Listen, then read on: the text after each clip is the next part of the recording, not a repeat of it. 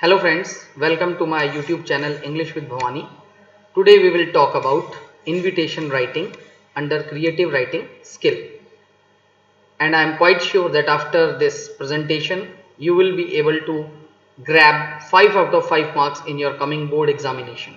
So students, invitation is of 5 marks and they are of two types, formal and informal. And this is the question that I have taken directly from the sample paper uploaded on CBSE site. So one thing is very much clear, that question number 2 will be with an internal choice. As you see that question A is related to accepting the invitation, and the choice in the second question is about writing an invitation or drafting an invitation about an inaugural event. So either you have to master the skill of writing invitation, formal and informal both, or you will have to master the skill of writing informal and formal invitation reply. So if you will be very good in writing, if writing invitation, then also you will be able to attempt the question, and if you will be able to write the reply of invitation, then only it will solve the purpose. So now you will have to be very specific. So that is why in this presentation I will not talk about responding to accept or decline or refuse invitation. I will talk only about how to write a good invitation, formal and informal. First of all, as discussed yesterday, this is the format, content, organization of ideas and accuracy, weightage of marks as per CBSE marking scheme. So here again 1 mark is for your format, 2 for content, 1 for organization of ideas and 1 for accuracy. So as this 2A was related to formal reply, I will not discuss it here. I will talk about this one, type 2B, which was in form of a card type formal invitation. So when we talk about content and format and organization of ideas and accuracy, we will have to think that what is the format, and it is clearly mentioned here that the layout, or you can say the format, should include these points. First of all, name of the host, then a formal standard expression, then what is the purpose of invitation, then your date, time of event, venue, name of special guest if any, RSVP with contact details and number. So this should be your format. And now, so far as the content is considered, we will have to write down the content as per asked in the question, giving answer to these points. For example, Mr. and Mrs. Sharma are hosting a party. So name of the host, it will be Mrs. and Mr. Sharma. For formal standard expression, we will have to cram certain phrases and sentences like cordially invited, solicit your presence. I will talk about all these things later, but this is what we will have to put it in the content. But the style of writing should be, if it is a card type formal invitation, it should be in single sentence presentation in third person. When we talk about third person, we will have to talk that we will have to write they or their, or we will have to write down directly the names like Mrs. and Mr. Okay, then there should be no end-like punctuations. It is clearly written, end-like punctuations are skipped. So there should be no punctuation marks, and the tense should be simple present tense. And the sequencing of idea, or how we will have to organize the content. First of all, we will have to talk about who is hosting the party, whom we are calling or inviting, when is the function organized or just done, then where that is to say venue, at what time, and for what purpose. So these are the things which must be included. Now also we will have to include the name and address of the organizer or host and names of special invitees if any. And very important point, that there should be no signature. So these are some of the value points that we have to keep in mind. Now, so far as format is considered, I talked that reply of a formal invite I am not talking about. Today I am talking about only writing a invitation, formal and informal both. So here in this case we are talking about formal invite to many, and that is why if it is written for masses, it should be in the form of a card. But if it should be written to any individual, then it should be in the form of a letter. This is the most important thing. Most of the students got confused in it. Now, all these things we have already discussed, that poor sequencing of idea, and if it is not clear, and if you are not talking about the given topic, then your marks will be deducted. Similarly, what type of vocabulary you will have to use, this is also, and what is the purpose of your writing. All these things must be clearly mentioned under the category organization of ideas. So far as accuracy is considered, again you will have to cram certain spellings like solicit your banning presence or host, invitee. So far as grammar is considered, I talked that it should be in simple present tense, and we will have to use the third person, okay, pronoun. So now let us directly talk about that what is formal invitation. So formal invitation, in general student think that it is only about writing a card, but my dear students, it is clearly written that it should be in both printed form. When we say printed, it should be in card form, and when it should be written for an individual to be invited for a function, it should be in the form of a letter. So printed formal invitation are generally sent to friends, relatives, acquaintances on social occasions. We all are familiar that marriage cards are generally printed one. Now format, as I talked earlier also, in the case of formal invitation, the details should be in separate lines and with varying sizes of fonts. Okay, it is very much what you can say on the pattern of a poster actually, where we have to use different style and size of fonts. Okay, and first name of the host should be there. This is the difference. When we are writing an invitation in the form of a letter, then we will have to write down the name of the invitee. But if we are writing a card, it should be in the we will have to write down the name of the host and name of the invitee. Invitee means, here I have written a person who has been invited. So if the formal invitation is in the form of a letter, then we will have to write down invitee, otherwise we will have to write down the name of the host. Now you will have to cram this certain standard expression. For example, solicit your gracious presence on the auspicious occasion of, or you can write request the pleasure of your banning presence or company, request the honor of your presence, you are cordially invited to, and then you will have to write down what is the occasion all about, what is the reason for the invitation, and you will have to write down the D, T and V, that is to say date, what is the time, and the complete venue or the address. Now what are the features of a formal invitation? I already told you that a formal invitation can be written in card form and in letter form both. It is generally written in a third person. I already told you that you will have to use the words, for example, Mrs. and Mr. Sharma, or you can write down they, their, but you don't have to use I, my, our, we. Okay. Now it is meant for both masses and individual. So in case of invitation to the masses, the name of the invitee is not included. The invitee's address is written only on the envelope. We all know that when we have to send the invitation card for a marriage, the address of the invitee is written on the envelope. nowhere in the card.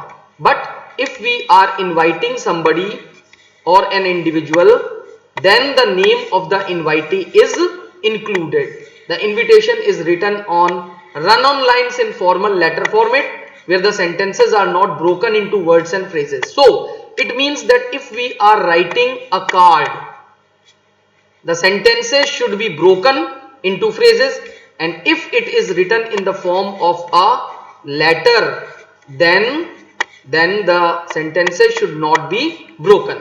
And if a VIP is invited a chief guest to preside over a function, the name of the VIP must appear prominently. And it is quite clear in the previous slide we have seen you are cordially invited, request the honor of, request the pleasure of, solicit your gracious presence. So here what I wanted to focus is that the tone of the formal invitation is very polite, pleasant and courteous, and the tense is simple present tense. Date of writing is not mentioned, and the signature of the host is not important.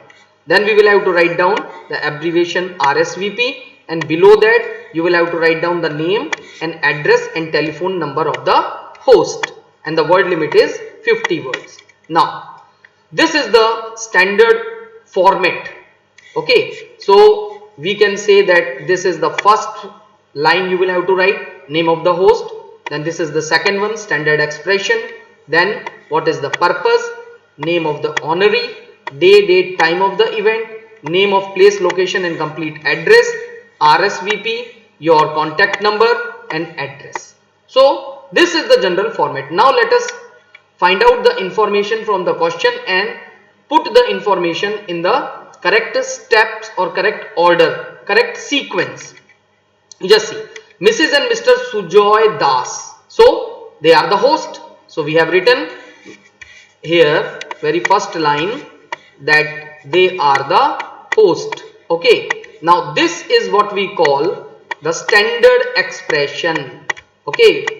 Standard expression, and there must not be any spelling mistake here. Solicit your gracious presence on the auspicious occasion. Now here it is the purpose. You just see purpose of invitation, their son's marriage, and then name of the honoree. So they are here the honoree or the main you can say the persons, Rohit and Rajni. Okay, and then we will have to write down the D, that is date, then we will have to write down the T, that is time, and we will have to write down the V in this sequence. Okay, and then RSVP, and with best compliments from all the relatives, and a telephone number or a contact number. So you can simply see that this is the blank format, and this is what I have written. So all the things, Mrs. and Mr. Sujoy Das, it should be in center actually. Okay, I have written it in extreme left, but because it's a PDF I cannot change it, but it should be in the center. Now you can see that this is the exact invitation you will have to write down. Formal card form, when you have to give it to masses. Faiz and Falak Mazumdar, request the pleasure of your benign presence at the grand feast, that is to say occasion of golden wedding anniversary of their grandparents at. Now you just see I have given the venue, then the time and the date, but the sequence should be you will have to write down the date first, then you will have to write down the time, and then you will have to give the venue, and then RSVP, host and telephone number and complete address. Now just see this question. You are student of Sagar Public School. Okay, you are student of Sagar Public School. The school is going to hold Children's Day celebration on 26th October. Draft an invitation. Here again we will have to draft an invitation on behalf of the principal of your school, inviting Mr. Ajit Pradhan, who is IAS, to be the chief guest. So it is quite clear, we are calling someone, we are inviting an individual.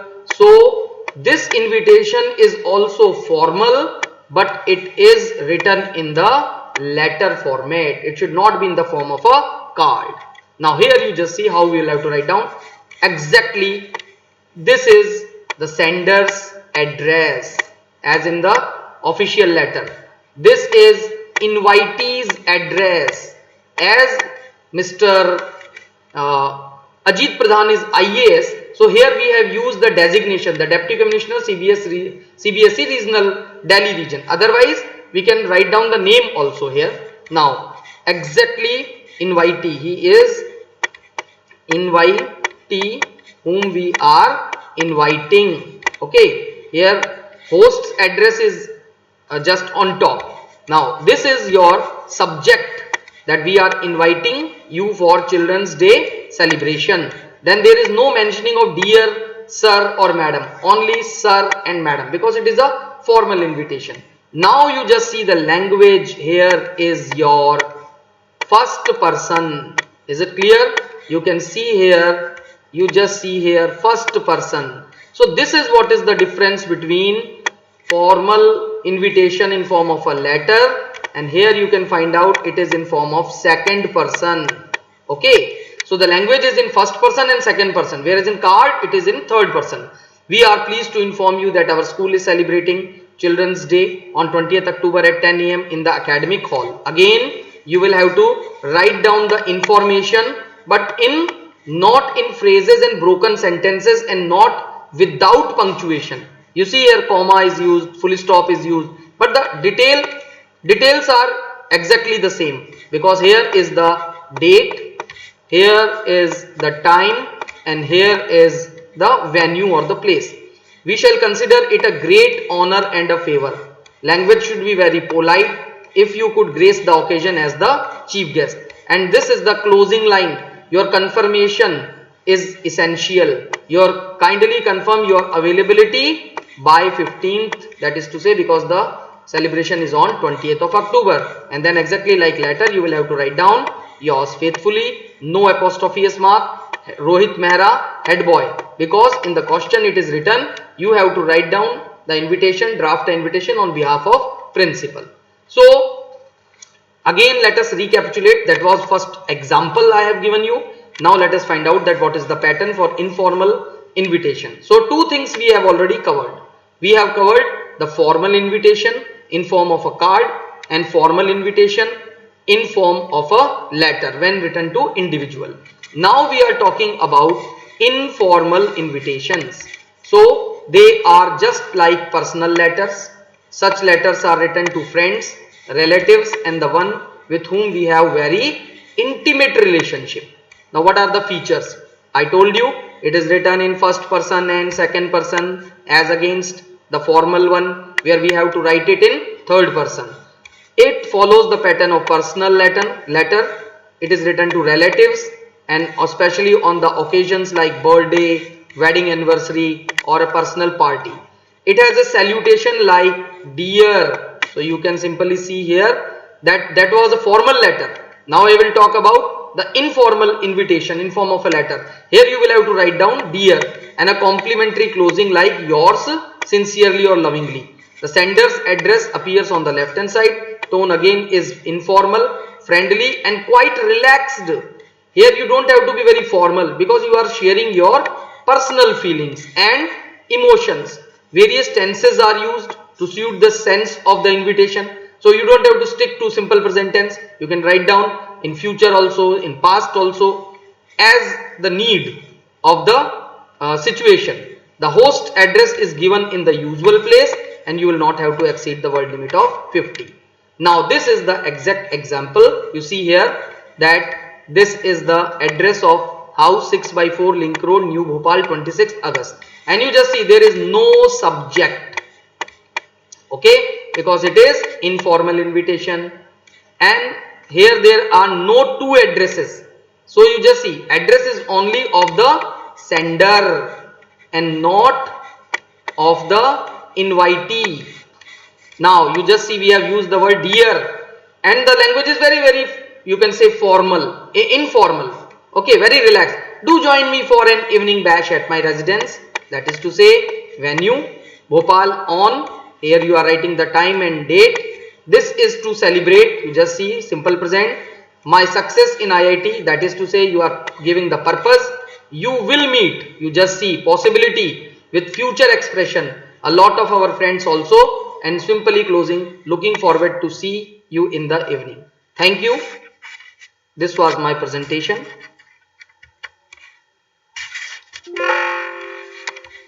So hope you must have enjoyed.